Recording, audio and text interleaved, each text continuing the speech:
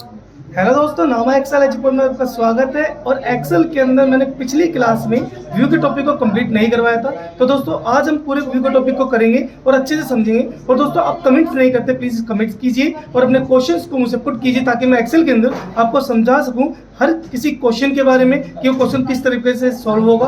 और दोस्तों इस वीडियो को जरूर अपने दोस्तों को भी शेयर करना ताकि वो भी सारी प्रॉब्लम्स को आसानी से सॉल्व कर सके। तो चलिए दोस्तों करते व्यू का टॉपिक आज पूरा कंप्लीट। चलिए। हाँ जी दोस्तों, पिछली क्लास में हमने यहाँ पर विंडोज़ के टॉपिक को कंप्लीट किया था। आज हम करने जा रहे हैं जूम का ऑप्शन, शो का ऑप्शन और यहाँ पर कुछ ऑप्शन है हमारे, इन सबको कंप्लीट। तो दोस्तों सबसे पहले मैं आपको बताना चाहूँगा कि जूम के ऑप्शन को हम किस तरीके से यूज़ करते हैं। सबसे पहले हमने क्या करा, यहाँ पर कोई भी एक डाटा को मेनटेन किया, कुछ इस तरीके से हम डाटा मेनटेन करते हैं।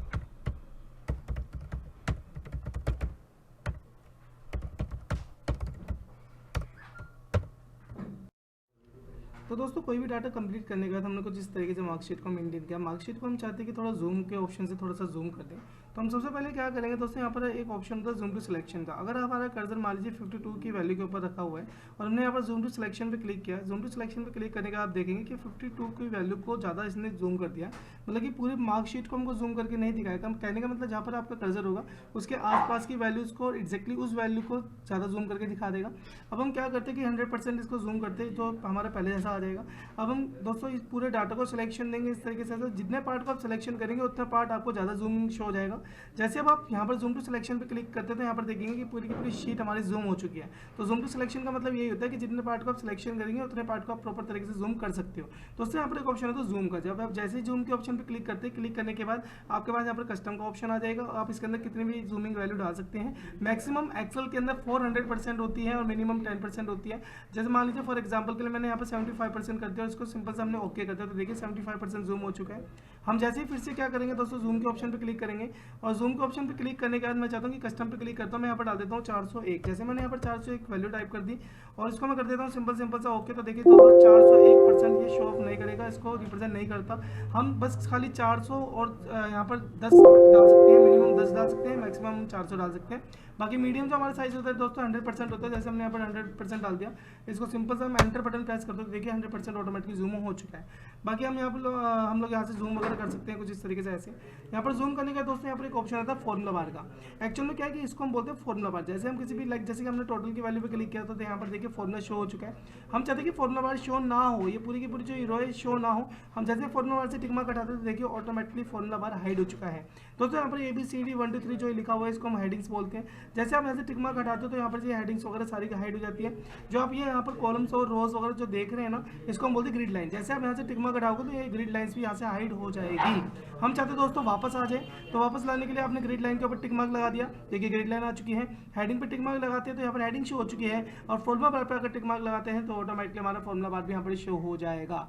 दोस्तों यहाँ पर एक ऑप्शन होता है कस्टम व्यू का। कस्टम व्यू का ऑप्शन में क्या होता है कि जैसे आप यहाँ पर कस्टम व्यू के ऑप्शन पे क्लिक करते हैं, मान लीजिए सपोज दैट हमारा कर्सर यहाँ पर रखा हुआ है और जैसे हम कस्टम व्यू के वैल्यू पे ऑप्शन पे क्लिक करेंगे, क्लिक करने के बाद हम इसको सिंपल से दोस्तों यहाँ से ऐड कर देते हैं। ऐड करने के बाद मान लीजिए फॉर एग्जाम्पल के लिए मैंने यहाँ पर कोई भी एक टाइटल दे दिया, फॉर एग्जाम्पल नामा, और इसको मैं सिंपल सा अगर ओके कर देता हूँ और ओके करने के बाद अगर मैं कर्सर कहीं भी रखूंगा ना, फॉर एग्जाम्पल के लिए कर्सर मैंने इस वाले सेल के ऊपर रख दिया और इस वाले सेल पे रखने के बाद भी अगर मैं सिंपल से दोस्तों जाता हूँ कस्टम व्यू के ऑप्शन के अंदर में, कस्टम व्यू के ऑप्शन पे क्लिक करने के बाद अब मैं सिंपल से यहाँ पर नाम के ऊपर क्लिक करता हूँ। क्लिक करने के बाद मैं डायरेक्टली इसको शो कर दूंगा। शो करने के बाद देखिए ऑटोमेटिकली हमारा कर्सर वहाँ पर ही आ जाएगा।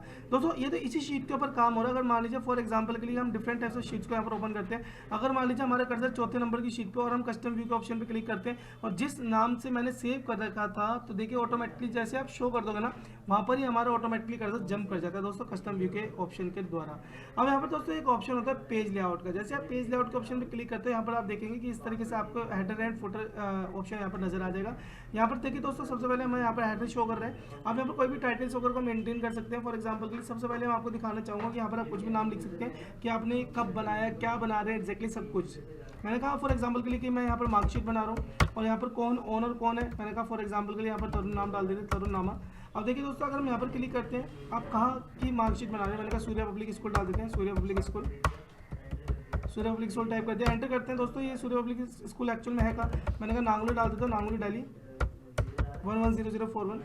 कितने बजे आप यहाँ पर बना रहे हो, आप यहाँ पर डेट वगैरह डाल सकते हैं, किस डेट को आप यहाँ पर बना रहे हैं। मैंने फॉर एग्जांपल के लिए डाल दिया कि 19 यहाँ पर डाल देते हैं 11 और यहाँ पर डाल देते हैं दोस्तों 2024। जैसे आप एंटर बटन प्रेस करते हैं, यहाँ पर टाइम कितने बजे का बना रहे हैं, मैंने कहा फॉर एग्जाम्पल के लिए डाल देता हूँ कि 8 बजे हम यहाँ पर इसको मेंटेन कर रहे हैं। यहाँ पर दोस्तों आप देखिए ऊपर ऑटोमेटिकली टाइटल मेंशन हो चुका है। जैसे आप यहाँ पर कंट्रोल प्लस F2 का यूज़ करेंगे प्रिंट प्रीव्यू के लिए, तो या फिर आप फाइल के ऑप्शन के अंदर जाके भी यहाँ से डायरेक्टली दोस्तों प्रिंट प्रीव्यू का यूज़ कर सकते हैं। अदरवाइज मैंने यहाँ पर कंट्रोल प्लस F2 का यूज़ किया, कंट्रोल प्लस F2 का मैं यहाँ पर यूज़ करता हूँ। देखिए यहाँ पर प्रिंट प्रीव्यू शो हो चुका है। प्रिंट प्रीव्यू शो होने का एक्जैक्टली यहाँ पर देखेंगे कि जो भी हमने टाइटल मेंशन किया था ऊपर देखिए इस तरीके से हमारा टाइटल वगैरह सब कुछ मेंशन हो चुका है। तो इस तरीके से भी हम इसके अंदर टाइटल वगैरह को मेंशन कर सकते हैं दोस्तों। यहाँ पर देखेंगे हम लोग इस तरीके से। जैसे हम यहाँ पर बैक करते हैं, बैक करने के बाद यहाँ पर टाइटल वगैरह मेंटेन हो चुका है, लेकिन इस टाइटल के अंदर कभी भी बॉर्डर शो नहीं होता है। हम क्या करेंगे दोस्तों, यहाँ पर जैसे कि फॉर एग्जांपल के लिए मैंने यहाँ पर डाटा को सिलेक्शन दिया, डाटा को सिलेक्शन देने के बाद हम यहाँ पर क्लिक करते हैं बॉर्डर के ऊपर।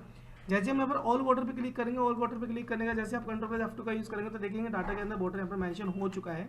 लेकिन हम चाहते हैं कि यहाँ पर बॉर्डर तो मेंशन हो गया, लेकिन ऊपर जो टाइटल जो हमारा मेंशन होता है इसके अंदर में बॉर्डर शो नहीं हुआ है, तो हम चाहते हैं कि इसके ऊपर भी बॉर्डर शो हो जाए। तो लेकिन जब हम यहाँ पर क्लिक करते हैं एक्सेल के अंदर हेडर के ऊपर क्लिक करते हैं, हमारे पास बॉर्डर का ऑप्शन हाईलाइट नहीं करेगा। इसके लिए दोस्तों हमें क्या करना होगा, इस डाटा को सिलेक्शन देना होगा। डाटा को सिलेक्शन देने के बाद इसको कंट्रोल प्लस C करना होगा कॉपी।